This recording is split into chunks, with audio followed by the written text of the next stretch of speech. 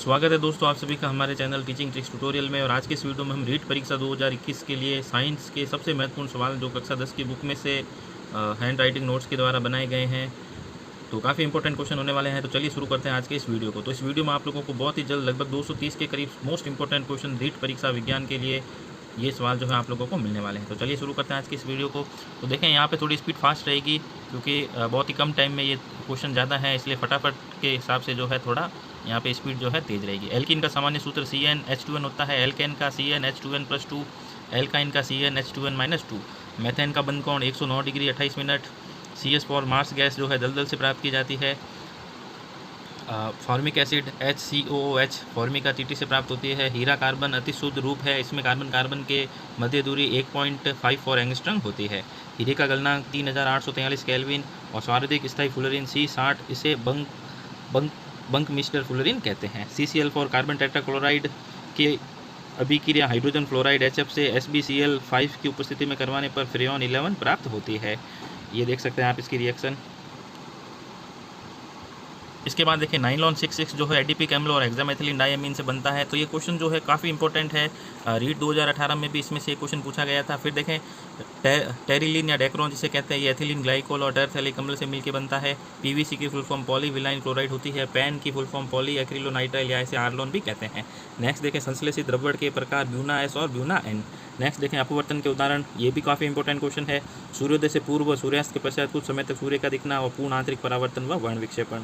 फिर देखें लेंस सूत्र 1/f = 1/v - 1/u, जहाँ u बिंब की दूरी और v प्रतिबिंब की दूरी होती है। इसके बाद देखिए निकट दृष्टि दोष या मायोपिया का निवारण अवतल लेंस से, दूर दृष्टि दोष या हाइपरमेट्रोपिया का निवारण उत्तल लेंस से, जरा दृष्टि दोष में द्विफोकसी लेंस लगता है। दृष्टि वैषम्य एस्टिग्मेटिज्म में बेलनाकार लेंस लगता है। मोतियाबिंद में जिसे कैटरैक्ट कहते हैं, इसमें IOL लेंस लगता है। इसकी फुल फॉर्म जो है इंट्राओक्यूलर लेंस होती है। फिर देखें यहाँ पे काफ़ी इंपॉर्टेंट है, ये हर बार क्वेश्चन पूछे जाते हैं। उत्तल दर्पण से हमेशा प्रतिबिंब आभासी, सीधा और वस्तु से छोटा बनता है। अवतल दर्पण में प्रतिबिंब की प्रकृति दर्पण से बिंब की दूरी पर ये निर्भर करता है। दर्पण सूत्र जो है 1/v + 1/u = 1/f होता है। नेक्स्ट देखें अवतल लेंस द्वारा वस्तु का प्रतिबिंब सदैव आभासी, सीधा व वस्तु से छोटा होता है। तो ये भी काफ़ी इंपॉर्टेंट है। और उत्तल लेंस में वस्तु के प्रतिबिंब की प्रकृति बिंब लेंस की दूरी पर निर्भर करती है। नेक्स्ट देखें उत्तल दर्पण का उपयोग वाहनों के पश्य दृश्य दर्पणों में व पार्श्व दर्पण के रूप में किया जाता है। अवतल दर्पण के उपयोग देख सकते हैं, इसमें से मोस्ट ज़्यादा इंपॉर्टेंट जो उपयोग है ये सैटेलाइट डिश में, ये इस बार 100% पूछा जा सकता है रीट 2021 में। सेविंग दर्पण में, वाहनों की हेडलाइट में, दंत विशेषज्ञ भी इसका उपयोग करते हैं परावर्तक टेलीस्कोप में। फिर देखें प्रकाश का वेग सर्वाधिक होता है निर्वात में। समतल दर्पण की फोकस दूरी अनंत होती है। यदि एक दर्पण की फोकस दूरी +60 सेंटीमीटर है तो अवतल दर्पण कैसा होगा? तो यह दर्पण कैसा होगा? उत्तल होगा। नेक्स्ट देखिए निकट दृष्टि दोष का मुख्य कारण नेत्र लेंस की वक्रता का बढ़ना होता है। दूर दृष्टि दोष का मुख्य कारण व्यक्ति का निकट बिंदु दूर हो जाना होता है। नेक्स्ट देखिए विद्युत धारा I = Q/T होता है, इसका मात्रक एम्पियर है। एक कूलाम में इलेक्ट्रॉन की संख्या 6.25 × 10⁻18 होती है। आवेश का मात्रक कूलाम है। विभवांतर का मात्रक वोल्ट होता है। प्रतिरोध का मात्रक ओम होता है और प्रतिरोधकता का मात्रक ओम मीटर होता है। इसे भी आप इंपॉर्टेंट लगा दें, प्रतिरोध और प्रतिरोधकता के मात्रक में से पूछा जा सकता है। नेक्स्ट देखें ताप बढ़ने पर प्रतिरोध घटता है अर्धचालकों में, और अर्धचालकों के उदाहरण सिलिकॉन और जर्मेनियम। ताप बढ़ने पर एक निश्चित ताप पर प्रतिरोध शून्य हो जाता है अतिचालक पदार्थ, जिसे सुपर कंडक्टर कहते हैं। इसका एग्जांपल है पारा। नेक्स्ट देखें विद्युत शक्ति P होती है W/T, इसका मात्रक वॉट होता है। और आप देख सकते हैं एक अश्व शक्ति 746 वॉट के बराबर होती है। इसके बाद देखें विद्युत ऊर्जा का व्यापारिक मात्रक kWh होता है, इसे यूनिट भी कहते हैं। ठीक है, इसके बाद देखें एक kWh में जूल की संख्या 36 × 10⁵ जूल होती है। नेक्स्ट देखें श्रेणी क्रम में तुल्य प्रतिरोध R = R1 + R2 + R3 होता है। समांतर क्रम में तुल्य प्रतिरोध 1/R = 1/R1 + 1/R2 + 1/R3 होता है। नेक्स्ट देखें भारत में प्रत्यावर्ती धारा की आवृत्ति 50 हर्ट्ज है। कार्य का मात्रक न्यूटन × मीटर जिसे जूल कहते हैं, और 1 जूल जो है 1 न्यूटन × 1 मीटर के बराबर होता है। और 10⁻7 जो है अर्ग के बराबर है। ठीक है, इसके बाद देखें 1 न्यूटन का मान 10⁻7 अर्ग के बराबर होता है। नेक्स्ट देखें शक्ति का मात्रक वॉट होता है और शक्ति बराबर W/T यानी कार्य बटा समय होती है। इसके बाद देखें पृथ्वी की ओर मुक्त रूप से गिरती हुई वस्तु की कुल ऊर्जा का मान नियत रहता है। वस्तु का वेग दुगना करने पर वस्तु की गतिज ऊर्जा 4 गुना हो जाएगी। रेड डाटा बुक सूचीकरण किया गया संकटापन जातियों का परमाणु सिद्धांत जॉन डाल्टन द्वारा दिया गया 1808 में। सर्वप्रथम आवर्त सारणी बनाने का श्रेय मैंडलीफ को जाता है। मैंडलीफ आवर्त सारणी में परमाणु भार का बढ़ता हुआ क्रम को आधार माना गया है। इसके बाद देखें आधुनिक आवर्त सारणी हेनरी मोजले के द्वारा दी गई। आधुनिक आवर्त सारणी में तत्वों के गुणधर्म परमाणु क्रमांक के आवर्ती फलन होते हैं। इसके बाद देखें आधुनिक आवर्त सारणी में 7 आवर्त और 18 वर्ग होते हैं। तो ये भी मोस्ट इंपॉर्टेंट क्वेश्चन है रीट 2021 के लिए। तो ये सारे जो क्वेश्चन है काफ़ी इंपॉर्टेंट होने वाले हैं। इसके बाद देखें धातुओं के ऑक्साइड क्षारीय होते हैं, अधातुओं के ऑक्साइड अम्लीय होते हैं। नेक्स्ट देखें आवर्त सारणी में परमाणु का आकार एक ही वर्ग में ऊपर से नीचे कोषों की संख्या बढ़ने के कारण बढ़ता है। नेक्स्ट देखें वंडरवॉल की त्रिज्या सहसंयोजक त्रिज्या से बड़ी होती है। फिर देखें लघु आवर्त में तत्वों की संख्या 8 होती है। सर्वाधिक विद्युत ऋणता वाला तत्व फ्लोरीन है। ऊष्मा से पी अभिक्रिया में ऊष्मा निकलती है। इलेक्ट्रॉन त्यागना ऑक्सीकरण कहलाता है। इलेक्ट्रॉन ग्रहण करना अपचयन कहलाता है। नेक्स्ट देखें ब्रॉन्स्टैंड लॉरी के अनुसार प्रोटॉन दाता अम्ल होते हैं और प्रोटॉन ग्राही क्षार होते हैं। नेक्स्ट देखें आरएनएस के अनुसार जो पदार्थ जलीय विलयन में H+ आयन देते हैं वे अम्ल होते हैं। OH- आयन देने वाले क्षार कहलाते हैं।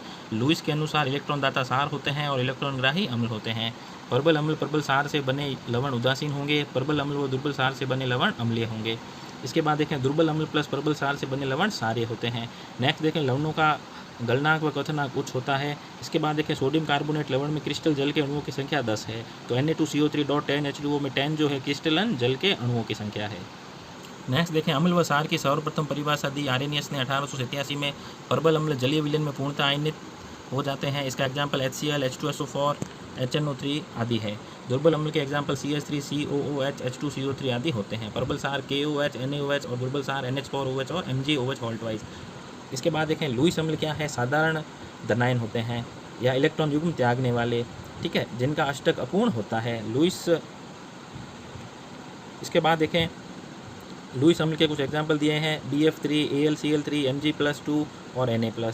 इसके बाद देखें लुईस क्षार जो है इलेक्ट्रॉन धनी या इलेक्ट्रॉन एकाकी युग्म रखने वाले होते हैं। इसके एग्जाम्पल आप देख सकते हैं H2O, NH3 और OH- और Cl-। तो ये भी काफ़ी इंपॉर्टेंट है। इसमें से अम्ल क्षार में से जरूर क्वेश्चन इस बार आने की पूरी संभावना। इसके बाद देखें अम्ल प्लस धातु आपस में क्रिया करके लवण प्लस H2 गैस देती है। ये मोस्ट इंपॉर्टेंट क्वेश्चन है। यानी अम्ल जब धातु से क्रिया करते हैं तो H2 गैस रिलीज होती है, यानी हाइड्रोजन गैस यहाँ पे रिलीज होती है। धातु ऑक्साइड प्लस अम्ल क्रिया करके लवण प्लस जल बनाते हैं और धातु ऑक्साइड की प्रवृत्ति क्षारीय होती है।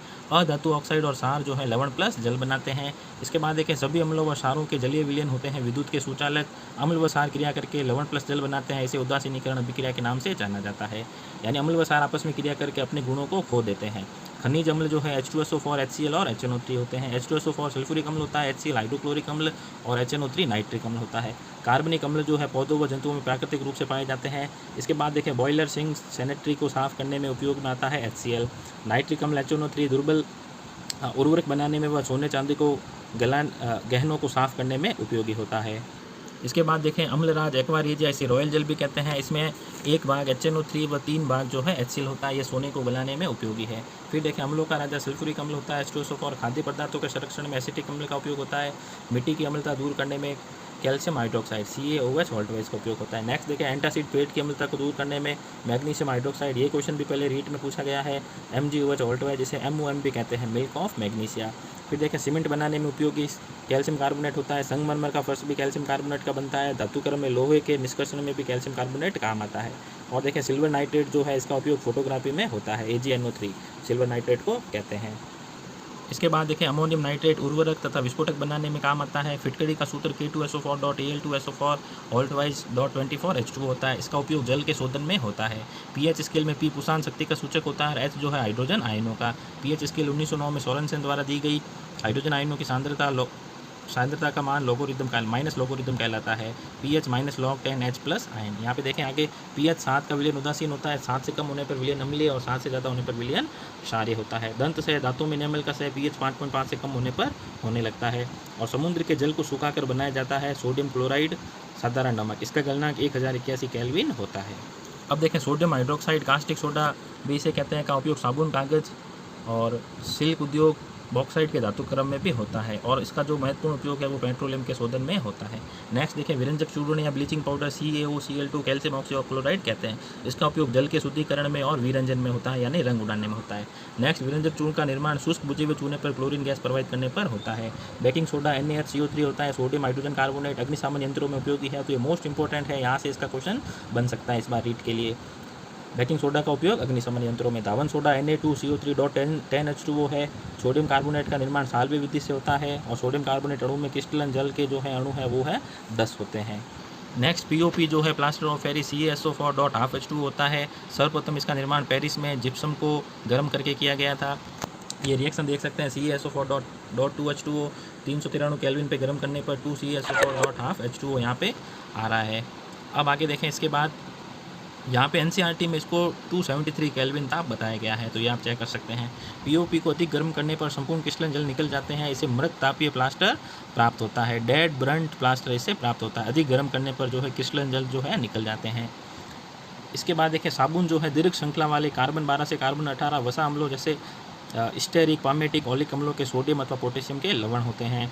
इसके बाद देखें, साबुनीकरण की क्रिया वसा अम्लों को सोडियम हाइड्रोक्साइड या पोटेशियम हाइड्रोक्साइड के जलीय विलयन के साथ गर्म करके बनाया जाता है। नेक्स्ट देखें, पोटेशियम साबुन होते हैं मृदु, इसका उपयोग शेविंग क्रीम शैम्पू बनाने में किया जाता है। इसके बाद देखें, पारदर्शी साबुन बनाने में ग्लिसरीन का उपयोग किया जाता है। साबुन कठोर जल में अनुपयोगी होते हैं क्योंकि ये कैल्शियम+2 और मैग्नीशियम+2 आयनों की उपस्थिति के कारण ये Na+ आयन को प्रतिस्थापित कर देते हैं। नेक्स्ट अपमार्जक होते हैं सोडियम एल्कीन सल्फेट और सोडियम बेंजीन सल्फेट।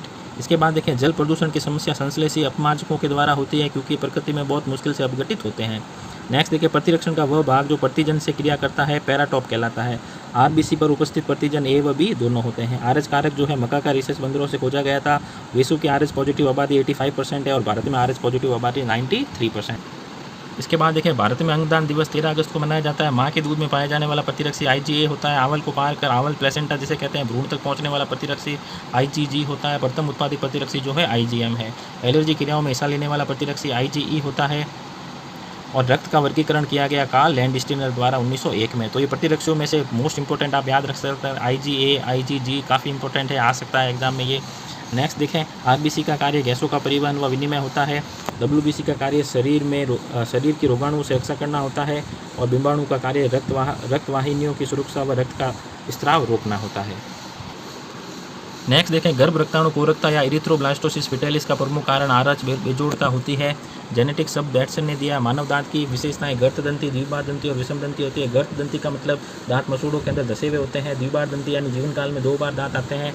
पहले अस्थायी दांत जिन्हें दूध के दांत कहते हैं और फिर दोबारा स्थायी दांत आते हैं। विषम दंती का मतलब 4 तरह के अलग अलग दांतों का पाया जाना विषम दंती होता है। अब नेक्स्ट देखें, यहाँ से 100% क्वेश्चन मिल सकता है। कृंतक या इंसाइजर, इनकी संख्या 8 होती है। काम काटना और कुतरना होता है। रदनक या कैनाइन, ये मांसाहारियों में अधिक विकसित होते हैं, इनकी संख्या 4 होती है। मुंह में इनका कार्य चीरना फाड़ना होता है। अगर चवर्णक प्री मोलर, इनकी संख्या 8 होती है, इनका काम भी चबाना है।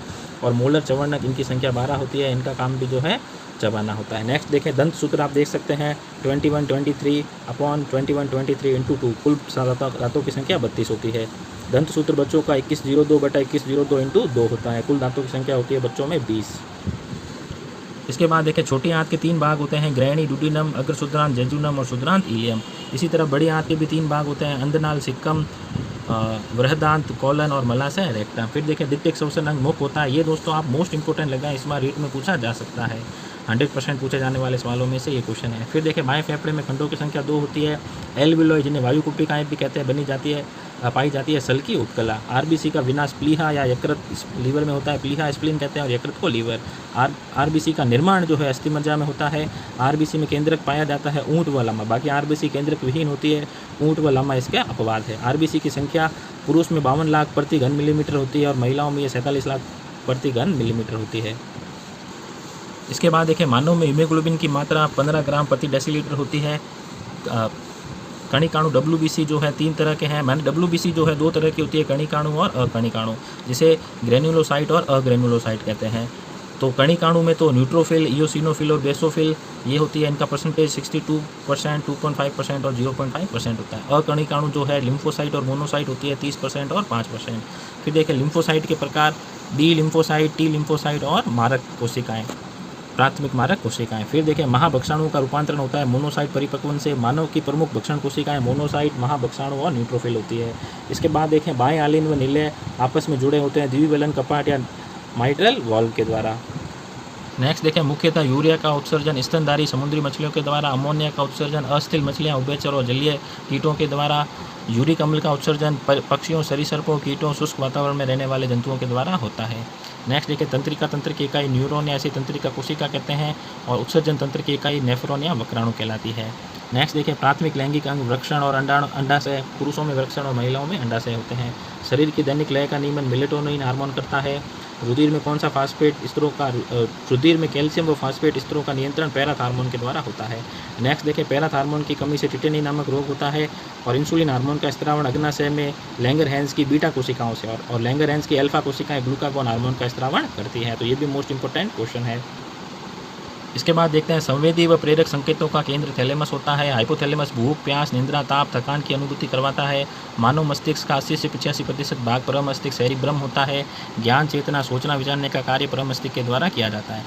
मेरु रज्जु की लंबाई जिसे स्पाइनल कॉर्ड कहते हैं 45 सेंटीमीटर होती है लगभग।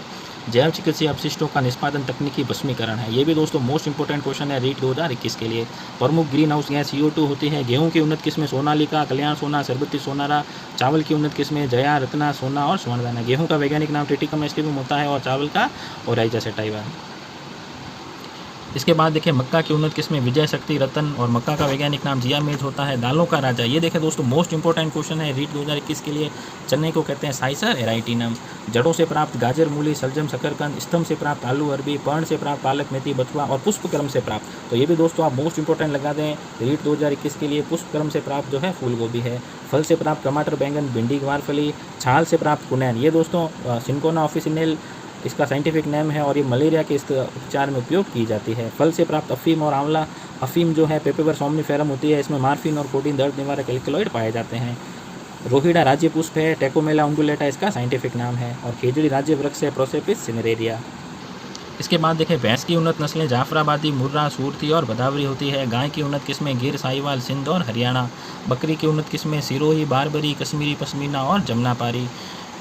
कोरल का बाह्य कंकाल कैल्शियम कार्बोनेट का बना होता है। सबसे उत्तम मोती लिंगा मोती कहलाते हैं। बायोडाइवर्सिटी अवधारणा प्रस्तुत की नॉर्मन मैन ने। तो देखें दोस्तों इस बार रीट के अंदर बायोडाइवर्सिटी का पूरा टॉपिक जुड़ा गया है, एक यूनिट पूरी जोड़ी गई है। तो इसमें से अब ये जो लास्ट क्वेश्चन आने वाले हैं इसमें से 100% आप लोगों को रीट के पेपर में क्वेश्चन मिल सकते हैं। तो बायोडाइवर्सिटी की अवधारणा सर्वप्रथम नॉर्मन मैन ने प्रस्तुत की थी। विश्व में कुल बायोडाइवर्सिटी हॉटस्पॉट 34 हैं। 1999 तक विश्व में बायोडाइवर्सिटी हॉटस्पॉट की संख्या 25 थी और विश्व के कुल क्षेत्रफल का 2.3% है। भारत का राष्ट्रीय जलीय जीव गांगे डॉल्फिन है, 2009 में से घोषित किया गया था। जैव ईंधन या बायोडीजल वृक्ष कहलाते हैं जैट्रोपा और करंज। इसके बाद देखें रीट 2021 के लिए सबसे ज़्यादा मोस्ट इंपॉर्टेंट क्वेश्चन विनक्रिस्टीन व विनब्लास्टिन का उपयोग रक्त कैंसर ल्यूकीमिया में होता है। टेक्सस बटाटा छाल का उपयोग कैंसर के इलाज में किया जाता है। तो इन दोनों क्वेश्चन में से एक क्वेश्चन आपको रीट 2021 में मिल सकता है। इसके बाद देखें उच्च रक्तचाप में सर्पगंधा उपयोगी है। TNT को विकसित करने की क्षमता सदाबहार पौधे में होती है। इसके बाद देखें ये भी क्वेश्चन जो है रीट 2021 के लिए सबसे ज़्यादा इंपॉर्टेंट है। अंतर्राष्ट्रीय जैव विविधता वर्ष 2010 को माना जाता है। IUCN जो है international union for conservation of nature विश्व प्राकृतिक संरक्षण संघ होता है। इसने ही रेड डाटा बुक का प्रकाशन 1972 में किया था। IUCN का गठन 1968 में किया गया था। इसके बाद देखें स्थानबद्ध प्रजाति। तो दोस्तों स्थानबद्ध प्रजाति एंडेमिक स्पीसीज जो है इसमें से 100% क्वेश्चन जो है पूछा जा सकता है, क्योंकि अभी बीच में जो फॉरेस्ट रेंजर के एग्जाम हुआ था उसमें से एंडेमिक स्पीसीज में से काफ़ी क्वेश्चन पूछे गए थे। तो एंडेमिक स्पीसीज या स्थानबद्ध प्रजाति किसी विशेष क्षेत्रों में पाई जाने वाली प्रजाति होती है। जैसे घोड़ावन पश्चिमी राजस्थान में पाया जाता है। घोड़ावन को ग्रेट इंडियन बस्टर्ड के नाम से जाना जाता है और ये इनकी संख्या बहुत ही कम बची हुई है। इसके बाद देखें अंतर्राष्ट्रीय जैव विविधता दिवस 100% इस बार रीट 2021 में पूछा जा सकता है। 22 मई को मनाया जाता है। तो इसको आप मोस्ट इंपॉर्टेंट लगा दें। एक तो ये अंतर्राष्ट्रीय जैव विविधता दिवस, फिर विनब्लास्टिन वाला, टेक्सस बटाटा वाला और अंतर्राष्ट्रीय जैव विविधता वर्ष किस साल मनाया गया था 2010 को। तो ये कुछ क्वेश्चन है जो सबसे ज़्यादा इंपॉर्टेंट है रीट 2021 विज्ञान के लिए। इसके बाद देखें IUCN द्वारा जीव प्रजातियों को संरक्षण की दृष्टि से कितने संवर्गों में बांटा गया है। 5 भागों में बांटा गया है। भारत में जैव विविधता एक्ट जो है 2002 में बनाया गया। विशुद्ध रूप से भारत में 2 जैव विविधता तप्त स्थल हैं, पूर्वी हिमालय और पश्चिमी घाट। और तीसरा जो है इंडो बर्मा का क्षेत्र भी है, लेकिन वो पूरी तरह से भारत में नहीं आता। इसके बाद देखें यहाँ से एक क्वेश्चन आपको 100% मिल सकता है। पूर्वी हिमालय जैव विविधता क्षेत्र में हिमालय तहर, सुनहरा लंगूर, हुलॉक गिब्बन, पिग्गी हॉक, उड़न गिलहरी। तो ये उड़न गिलहरी पूछा जा सकता है। गांगे डॉल्फिन पूछा जा सकता है कि किस जैव विविधता क्षेत्र में आते हैं। तो ये पूर्वी हिमालय जैव विविधता क्षेत्र में आते हैं। फिर देखें हिम तेंदुआ भी उसी में आता है। फिर देखें पश्चिमी घाट में से आपको जो इम्पोर्टेंट है ये देख सकते हैं आप, मालाबार में हॉर्नबिल, नीलहरी तहर और मैकाक बंदर। तो पश्चिमी घाट में से मैकाक बंदर पूछा जा सकता है, एशियाई हाथी पूछा जा सकता है और मालाबार गंध बिल्लाओं भी पूछा जा सकता है। तो इन दोनों में से भी आपको रीट 2021 में एक क्वेश्चन जरूर मिल सकता है। इसके बाद देखिए संकटग्रस्त प्रजातियाँ जो विलुप्ति की कगार पर है, इसमें चीता, बाघ, बगेरा, जिंगो, बाइलोवा, सर्पगंधा और गेंडा आते हैं। तो ये भी काफ़ी इंपॉर्टेंट क्वेश्चन है। फिर देखिए क्वेश्चन 228, अति संवेदनशील प्रजातियाँ शीघ्र ही संकटग्रस्त श्रेणी में आने वाली की आशंका होती है। इसमें याक, नीलगिरी लंगूर, लाल पांडा, कोबरा और ब्लैक बग को शामिल किया गया है। फिर देखें दुर्लभ प्रजातियाँ लाल भेड़िया, हेनॉक गिब्बन और ग्यावान गेंडा है। फिर देखें इसके बाद क्वेश्चन नंबर 230, पृथ्वी सम्मेलन 1992 ब्राज़ील के रियो डी जनेरियो में आयोजित किया गया और जैव विविधता संधि जो है अस्तित्व में आई पृथ्वी सम्मेलन से। तो ये कुछ क्वेश्चन थे जो रीट 2021 के लिए सबसे ज़्यादा महत्वपूर्ण है। तो ये लगभग 231 क्वेश्चन मैंने राजस्थान बोर्ड कक्षा 10वीं की किताब में से रीट 2021 के लिए छाँट कर अलग किए हैं। तो आप लोगों को ये वीडियो पसंद आए तो ज़रूर इसे लाइक करें, अपने दोस्तों के साथ शेयर करें और चैनल पर अभी तक नए हैं तो इसे सब्सक्राइब करना ना भूलें। तो देखें 25 मिनट से भी कम समय में हमने लगभग 230 के करीब क्वेश्चन जो है रीट परीक्षा 2021 मोस्ट इंपॉर्टेंट क्वेश्चन आज के इस वीडियो में हमने किए हैं। तो ये क्वेश्चन आप जरूर परीक्षा से पहले एक बार देख के जाएँ, ज़्यादा से ज़्यादा अपने दोस्तों के साथ शेयर करें। अभी इसलिए ज़्यादा इंपॉर्टेंट है क्योंकि बोर्ड की किताबों में से ही रीट के पेपर जो है क्वेश्चन जो है बनाए जाते हैं। तो आप सभी को जो भी रीट की तैयारी कर रहा है उन सभी के लिए वीडियो काफ़ी महत्वपूर्ण होने वाला है। तो वीडियो को जरूर लाइक करें, पसंद आए तो सब्सक्राइब करें और चैनल पे अभी तक नए हैं तो इसे ज़रूर सब्सक्राइब करें और वीडियो को ज़्यादा से ज़्यादा अपने दोस्तों के साथ शेयर करें। धन्यवाद।